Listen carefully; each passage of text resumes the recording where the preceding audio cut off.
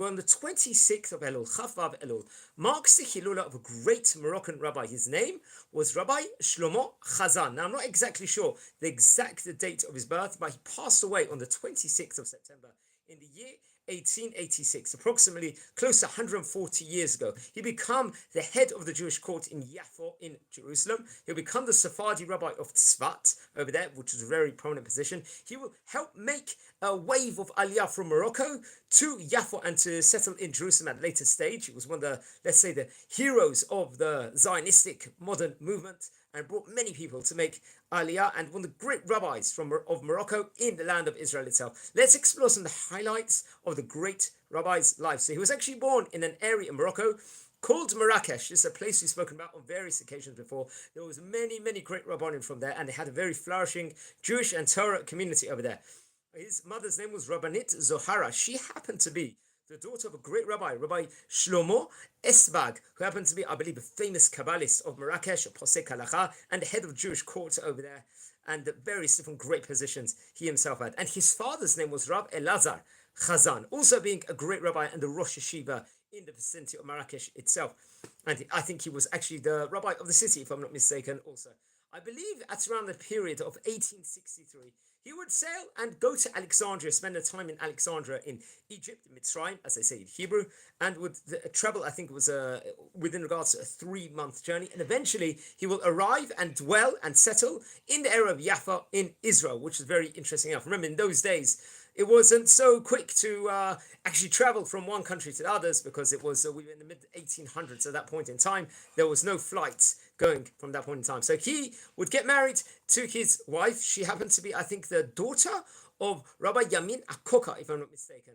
Her name was the head of the Jewish court in Yaffo, which was a very prominent position. And I think he was, let's say, the leader of the Sephardi community in that specific vicinity, that city in and of itself. I think especially till the year 1872, this was still 1872, as we say in Hebrew, Hey Taf Reish Lamed Bet. And I think that specific year in of itself, he was appointed, I think, by Rabbi Yehuda Alkalai, one of the great rabbis from the old Yugoslavia, to actually be part of a great committee, the Chaver Habad Liyishuv Eretz Yisrael. This committee in of itself, they dealt a lot within regards to helping people make Aliyah to the land of Israel. And I think this was for the specific area of Yaffo itself, respectively, of Jaffa, respectively. And he had this great position over there, which had huge responsibility to actually bring many of the Jewish people from Morocco to the land of Israel, and especially to go, I think, to transfer and come towards Jaffa area and then settle down within different parts of Israel in of itself, respectively. I think after several years in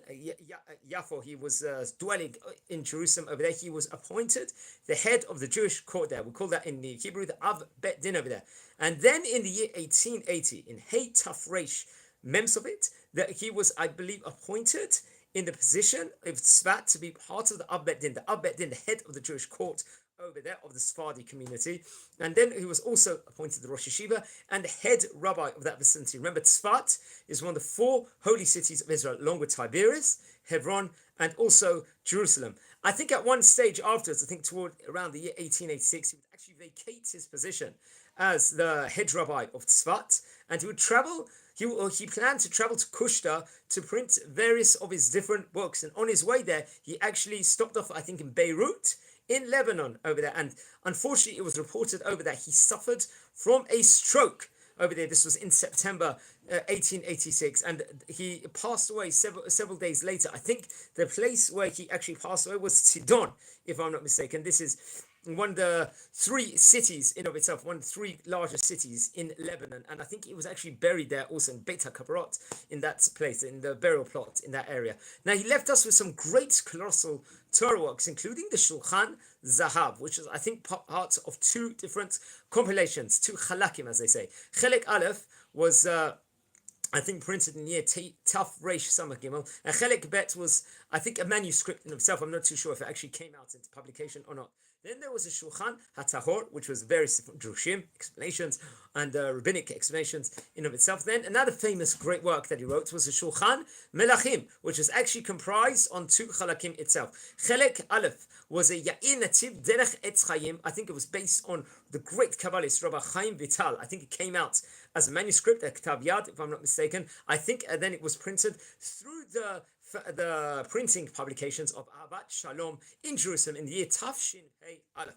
And then there was Shulchan Melachim Chelek Bet, also, which was explanations and teachings within regards to Rav Chaim Vital, the great Kabbalist, and it was originally in a manuscript form, and then it was actually printed also, I think, the year afterwards in Jerusalem, in the year Tafshin Pei Bet. So he passed away in the year 1886 on Chaf Vav Elul.